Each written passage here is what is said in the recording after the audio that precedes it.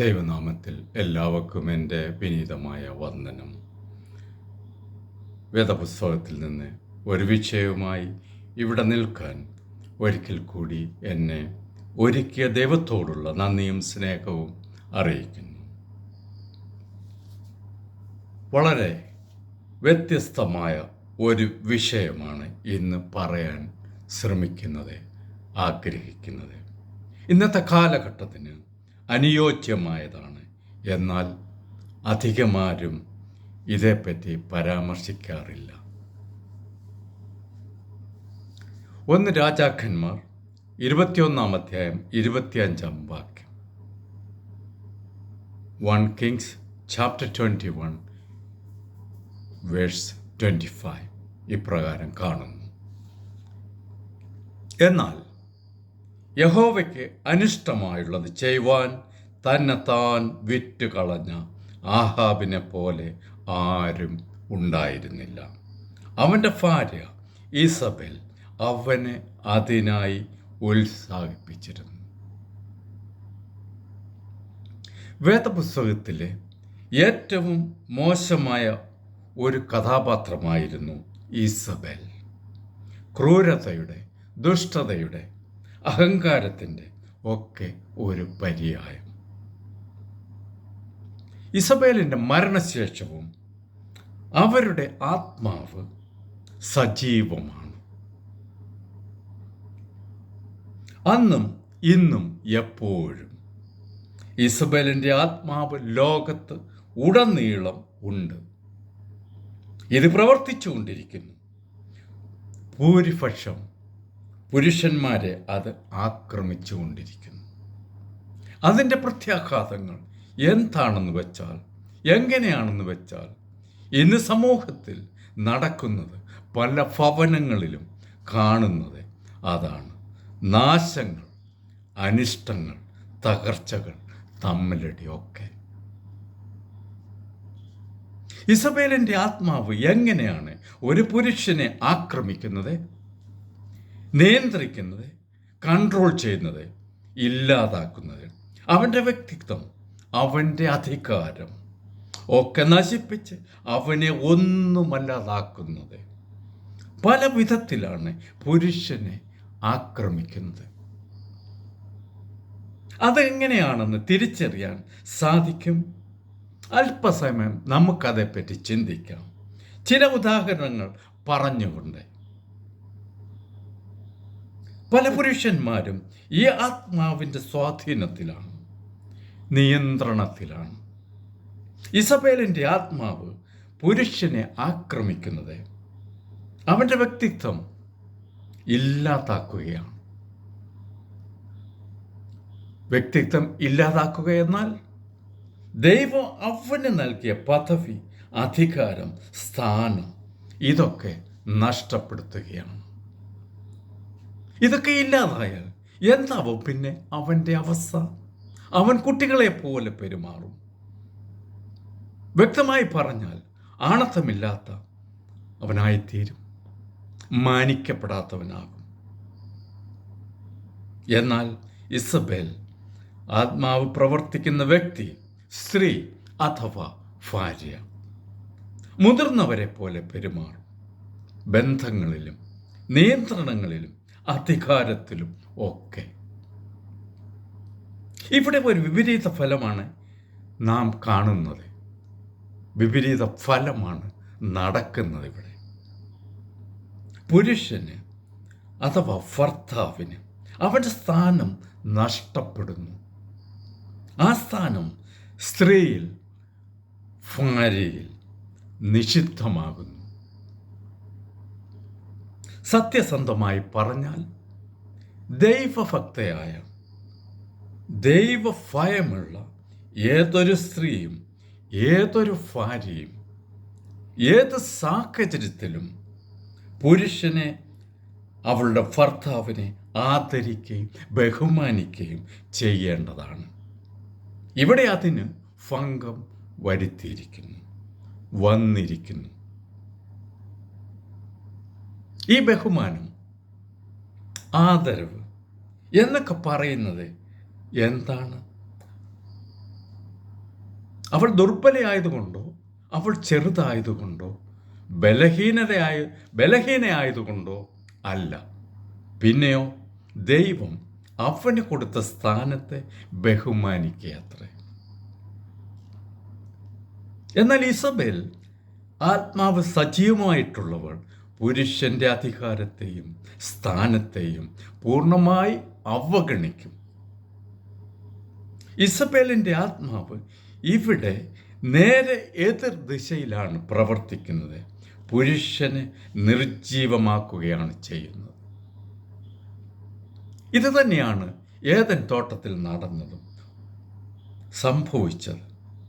ദൈവം ആദാമിനാണ് തോട്ടത്തിലെ നടുവിലെ മരത്തിലെ പഴം കഴിക്കരുതെന്ന് കൽപ്പന കൊടുത്തത്. പിന്നീട് എന്താണ് സംഭവിച്ചത്? നന്മയും തിന്മയും മനസ്സിലാക്കിക്കൊണ്ടാണ് ഈ കൽപ്പന പുറപ്പെടുവിച്ചത്. ദൈവത്തിൻ്റെ കൽപ്പന നടപ്പാക്കാൻ ആദം ബാധ്യസ്ഥനായിരുന്നു. എന്നാൽ സാത്താൻ വന്ന് സ്ത്രീയുമായി സംസാരിച്ച് അവൻ്റെ താല്പര്യം സ്ത്രീയിലൂടെ നടപ്പാക്കി. അങ്ങനെ ആദാം ദൈവത്തിൻ്റെ കൽപ്പന ലംഘിക്കേണ്ടതായി വന്നു. പ്രിയപ്പെട്ടവരെ, ഇന്ന് ഇസബേൽ ആത്മാവ് പ്രവർത്തിച്ചു കൊണ്ടിരിക്കുന്നു. പുരുഷനെ നിയന്ത്രിച്ചും ആധിപത്യം സ്ഥാപിച്ചും കൊണ്ടിരിക്കുന്നു. എപ്പോഴെങ്കിലും ഒരു സ്ത്രീ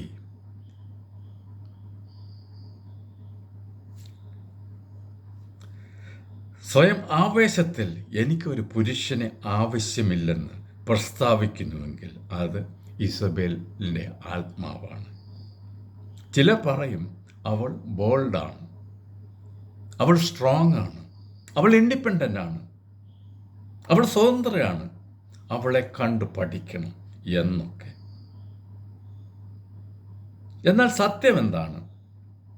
ഈ പ്രസ്താവനയുടെ പിന്നിൽ ഇതിൻ്റെ ഉറവിടം അഹങ്കാരവും അഹന്തയും അഹംഭാവവുമാണ്. ദൈവരാജ്യത്തിൽ പുരുഷനും സ്ത്രീക്കും ഓരോ സ്ഥാനമുണ്ട്. നിങ്ങൾക്ക് കാണുവാൻ സാധിക്കും. ഒരു പുരുഷൻ വളരെ ശക്തനും വലിയവനുമാണ്. എന്നാൽ അവൻ സ്വന്തം വീട്ടിൽ വന്നു കഴിഞ്ഞാൽ അവൻ്റെ ഭാര്യയുമായി കണ്ടു കഴിയുമ്പോൾ ഒരു കൊച്ചുകുട്ടിയായി മാറുന്നു. അങ്ങനെയുള്ളവൻ പുറത്ത് വലിയ നേതാവ്, അധികാരമുള്ളവൻ, പദവിയുള്ളവൻ ഒക്കെയാവാം. എന്നാൽ ദൈവം അവന് നൽകിയ സ്ഥാനം വീട്ടിൽ നടപ്പാക്കാൻ അവന് സാധിക്കുന്നില്ല. കാരണം അവൻ്റെ ഭാര്യ വളരെ ശക്തമായി അവനെ ദുർബലനാക്കി. അങ്ങനെ അവൻ്റെ സ്ഥാനം നഷ്ടപ്പെടുത്തി. ഒരു സ്ത്രീ പുരുഷൻ്റെ അധികാരം നഷ്ടപ്പെടുത്തി അവനെ നിയന്ത്രിക്കുകയും ആധിപത്യം സ്ഥാപിക്കുകയും ചെയ്താൽ അതിന് പിന്നിൽ പ്രവർത്തിക്കുന്നത് ഇസബേലിൻ്റെ ആത്മാവാണ്. വിശുദ്ധ വേദപുസ്തകത്തിൽ നമുക്ക് കാണുവാൻ സാധിക്കും, രാജ്ഞിയായ ഈസബേൽ കുതന്ത്രത്തിലൂടെ ഭർത്താവ് ആഹാബിനെ നിഷ്ക്രിയനാക്കിയതായി. രാജ്യത്തിൻ്റെ പ്രധാന തീരുമാനങ്ങളൊക്കെ എടുക്കുന്നത് അവളായിരുന്നു. ആഹാബ് രാജാവെന്ന പദവിയുടെ അധികാരം നഷ്ടപ്പെടുത്തി. അവൻ്റെ ഭാര്യ അവനിൽ ആധിപത്യം സ്ഥാപിക്കുകയും അവൻ്റെ പദവിയെ അവഗണിക്കുകയും ചെയ്തു. ഇങ്ങനെ പുരുഷനെ ദുർബലനും ബലഹീനനുമാക്കിയിരിക്കുന്നു. അവൻ്റെ വിവാഹത്തിലും അവൻ്റെ ബന്ധങ്ങളിലും ഒക്കെ ഇത് ബാധിക്കും. മറ്റൊരുദാഹരണം, ഈസബേൽ ആത്മാവ് ഉള്ളവർ ചെയ്യുന്നത് എന്താണെന്ന് വെച്ചാൽ അവർ പുരുഷനെ, ഭർത്താവിനെ ഒറ്റപ്പെടുത്തും. മറ്റുള്ളവരിൽ നിന്നൊക്കെ, അവൻ്റെ ബന്ധുക്കളിൽ നിന്ന്, അവൻ്റെ സുഹൃത്തുക്കളിൽ നിന്ന്, അവനുമായി സമ്പർക്കം പുലർത്തുന്നവരിൽ നിന്നൊക്കെ അവനെ ഒറ്റപ്പെടുത്തും. ഈസബേൽ ആഹാബിനെ ദൈവത്തിൻ്റെ പ്രവാചകന്മാരിൽ നിന്നൊക്കെ മാറ്റി നിർത്തി. അവനെ പൂർണ്ണ നിയന്ത്രണത്തിലാക്കി. ഉദാഹരണം പറഞ്ഞാൽ ഭാര്യ ഭർത്താവിനെ ഭീഷണിപ്പെടുത്തും. അവൻ്റെ എല്ലാ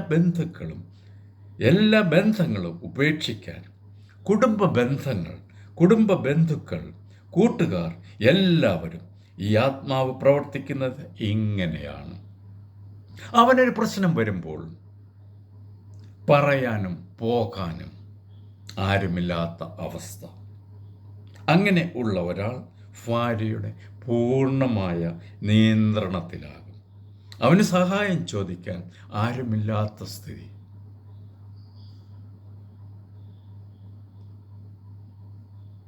ആരുടെയെങ്കിലും ഉപദേശം അവന് കിട്ടിയെന്നറിഞ്ഞാൽ അവിടെ തർക്കവും വാദവും ഒക്കെ നടക്കാം. അവസാനം ആരുടെയും ഉപദേശം വേണ്ടെന്ന് വയ്ക്കും ഭർത്താവ്. സദൃശ്യവാക്യങ്ങൾ 11:14, പ്രോവർബ്സ് ചാപ്റ്റർ 11:14 ഇപ്രകാരം കാണുന്നു: പരിപാലനം ഇല്ലാത്തിടത്ത് ജനം അധോഗതി പ്രാപിക്കുന്നു, മന്ത്രിമാരുടെ ബഹുത്വത്തിലോ രക്ഷയുണ്ട്. മറ്റുള്ളവരുടെ നല്ല ഉപദേശങ്ങൾ സ്വീകരിക്കാത്തവരുടെ ഗതി അധോഗതി അത്രേ.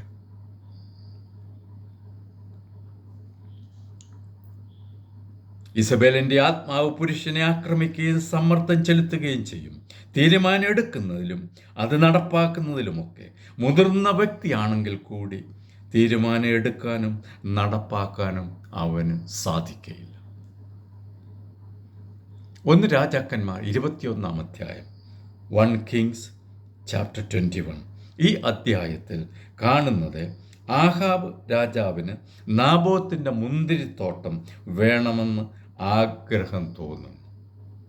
നാബോത്ത് വിൽക്കാൻ തയ്യാറായില്ല. ഒരു ചീത്തക്കുട്ടിക്ക് കളിപ്പാട്ടം നിഷേധിച്ചതുപോലെ ആഹാബ് കുറച്ച് ദേഷ്യത്തിലും വിഷമത്തിലുമായി. ഈ അവസരം ഇസബേൽ നന്നായി ഉപയോഗിച്ചു. പിന്നെ സംഭവിച്ചതെന്താണ്? നാബോത്തിനെ കള്ളക്കേസിൽ കുറ്റവാളിയാക്കി. സമൂഹത്തിന് മുമ്പിൽ കല്ലെറിഞ്ഞു കൊല്ലിച്ചു അവൾ. ആഹാബിന് മുന്തിരിത്തോട്ടം കൊടുത്തു. ആഹാബിൻ്റെ നിഷ്ക്രിയത്വം, പിടിപ്പില്ലായ്മ ഇസബേലിനൊപ്പം പോകാൻ അവനെ പ്രേരിപ്പിച്ചു. മറ്റൊരു കാര്യം ഇവിടെ വെളിപ്പെടുത്തുന്നത് ഇസബേൽ എങ്ങനെ പുരുഷൻ്റെ വിധി മാറ്റുമെന്നതാണ്. അവൻ്റെ സ്വാർത്ഥത, അവൻ്റെ ആഗ്രഹം നിറവേറ്റാൻ വേണ്ടി അവൻ വിശ്വസിക്കുകയും ന്യായീകരിക്കുകയും ചെയ്യുന്നതോടൊപ്പം നീതീകരിക്കുകയും ചെയ്യുന്നു. ചെയ്ത പാപത്തെ ന്യായീകരിക്കുകയും തെറ്റല്ലെന്ന് സ്വയം ചിന്തിക്കുകയും ചെയ്യുന്നു.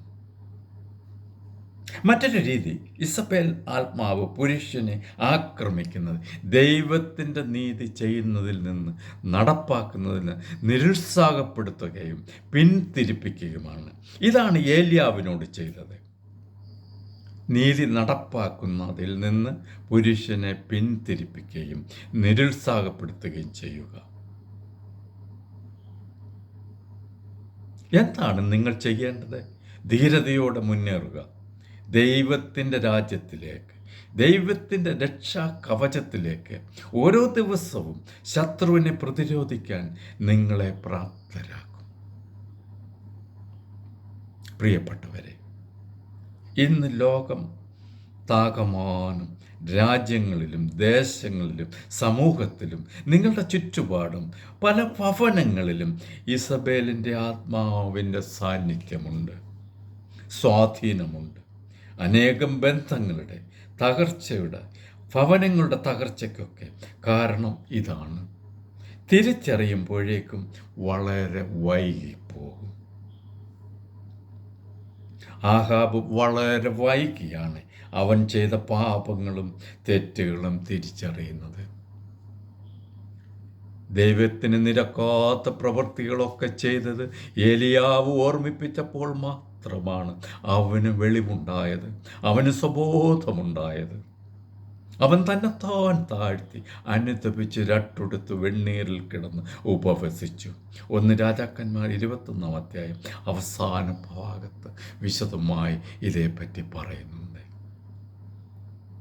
ഇസബേലിൻ്റെ ആത്മാവ് പുരുഷനെ ആക്രമിക്കുന്ന മറ്റൊരു രീതി. അവൻ്റെ ബലഹീനത മനസ്സിലാക്കി അവനെ അധാർമ്മികതയിലേക്ക് നയിക്കും, പ്രോത്സാഹിപ്പിക്കും.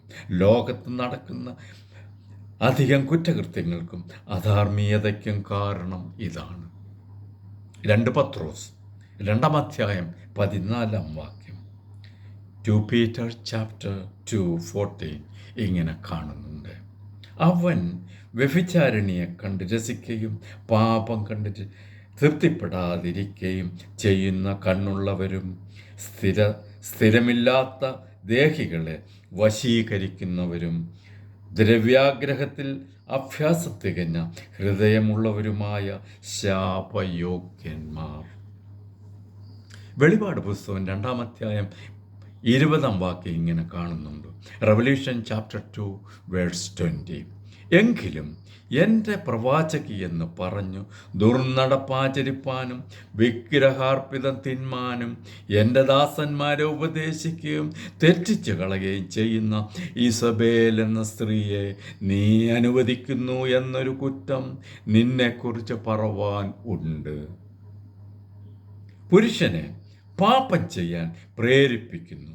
അവൻ്റെ ഉള്ളിൽ മോഹം, വശീകരണം, പ്രചോദനം ഒക്കെ ഉണ്ടാക്കി പാപം ചെയ്യിപ്പിച്ച് നാണക്കേട് ഉണ്ടാക്കുന്നു. നിങ്ങൾ ചെയ്യേണ്ടത് എന്താണെന്ന് വെച്ചാൽ സ്വയം നിങ്ങളെ തന്നെ നിയന്ത്രിക്കുക, ഇതിൽപ്പെടാതെ നിൽക്കാൻ പഠിക്കുക, പരിശീലിക്കുക, അത്രമാത്രം. അവസാനമായി നിങ്ങളെ ഇസബേലിൻ്റെ ആത്മാവ് ആക്രമിക്കുന്ന രീതി ഭീഷണിയാണ്. 1 രാജാക്കന്മാർ 19-ാം അധ്യായം 2-4 വരെ, 1 Kings chapter 19 2-14. ഇതിൽ വിശദമായി കാണാം. ഞാൻ ഇതിലേക്ക് കടക്കുന്നില്ല ഇപ്പോൾ. അതിൻ്റെ ചുരുക്കം ഇപ്രകാരമാണ്. ഈസബേൽ സാഹചര്യം കൗശലത്തിലൂടെ മാറ്റി പ്രവാചകൻ ഏലിയാവിനെ തൻ്റെ നിയന്ത്രണത്തിലാക്കാൻ ശ്രമിക്കുന്നു. കാർമേൽ പർവ്വതത്തിൽ നടന്ന പരീക്ഷണത്തിൽ ബാൽ പ്രവാചകന്മാർ തോൽവിക്ക് ശേഷം തൻ്റെ ദൂതന്മാരിൽ കൂടി ഏലിയാവിന് സന്ദേശം നൽകുന്നു. നാളെ ഈ നേരത്തിനുള്ളിൽ നിന്നെ വധിക്കുമെന്ന്. ഇസബേൽ ഇവിടെ ഏലിയാവിനോട് പ്രയോഗിച്ചത് മനഃശാസ്ത്രപരമായ സമീപനമാണ്. Psychological control. ഒരു ഭീഷണി ഉണ്ടാക്കുകയത്രേ ചെയ്തത്, മാനസികമായി തകർക്കുകയത്രേ ചെയ്തത്. ഇസബേലിൻ്റെ ആത്മാവ് ഇന്നും അത് തന്നെ ചെയ്തുകൊണ്ടിരിക്കുന്നു. ലോകത്തെ പുരുഷനെ ഭീതിയിലൂടെ, ഭീഷണിയിലൂടെ, കൗശലത്തിലൂടെ, വശീകരണത്തിലൂടെ, ഇമോഷണൽ ടോർച്ചറിലൂടെ, ഒറ്റപ്പെടുത്തലിലൂടെ ഒക്കെ നിയന്ത്രിച്ചു കൊണ്ടിരിക്കുന്നു. പുരുഷൻ ഇടറുകയും വിഷമിക്കുകയും ചെയ്യുന്നു. ധാരാളം കുറ്റപ്പെടുത്തലുകൾ അവനെതിരെ ഉയരുന്നു. അതിൽ നിന്ന് രക്ഷപ്പെടാൻ അവനെ നിരുത്സാഹപ്പെടുത്തുകയും ചെയ്യുന്നു.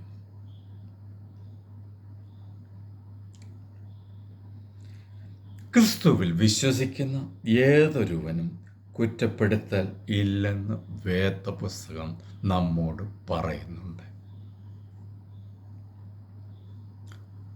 റോമർ ചാപ്റ്റർ 8:1, റോമൻ 8-ാം അധ്യായം 1-ാം വാക്യം. ഇപ്പോൾ ക്രിസ്തു യേശുവിലുള്ളവർക്ക് ഒരു ശിക്ഷാവിധിയും ഇല്ല. പ്രിയപ്പെട്ടവരെ, അനേകം ഭവനങ്ങളുടെ തകർച്ചയ്ക്ക് കാരണം ഇതാണ്. ബന്ധങ്ങളുടെ തകർച്ചയ്ക്ക് കാരണം ഇതാണ്.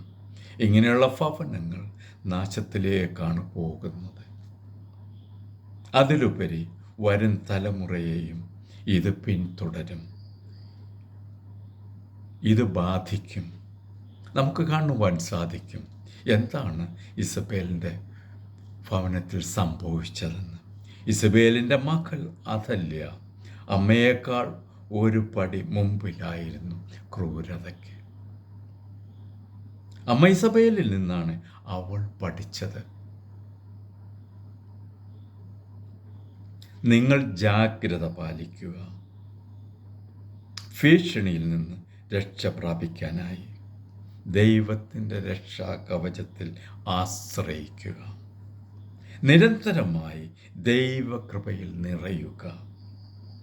ദൈവം നിങ്ങൾക്ക് നൽകിയ പദവിയും അധികാരവും നഷ്ടപ്പെടാതെ കാത്തു സൂക്ഷിക്കുക, യേശു ക്രിസ്തുവിൻ്റെ നാമത്തിൽ. പിന്നെ നിങ്ങളെ ഒരു ആത്മാവിനും ആക്രമിക്കാൻ സാധിക്കുകയില്ല. ഇസബേലിൻ്റെ ആത്മാവിനെ ബലത്തോടെ നേരിടാൻ നിങ്ങൾക്ക് സാധിക്കും. ദൈവത്തിൻ്റെ സുരക്ഷ നിങ്ങൾക്കും നിങ്ങളുടെ കുടുംബത്തിനും ഉണ്ടാവും. എല്ലാ പൈശാചിക ആക്രമണങ്ങളിൽ നിന്നും ദൈവം നിങ്ങളെ അനുഗ്രഹിക്കട്ടെ. കർത്താവായ യേശു ക്രിസ്തുവിൻ്റെ കൃപ നിങ്ങളോടെല്ലാവരും കൂടെ ഇരിക്കുമാറാകട്ടെ. ആമേൻ. ഈ സന്ദേശം നൽകിയത് ജോർജ് ജൂനിയർ കിഴക്കേവീട്.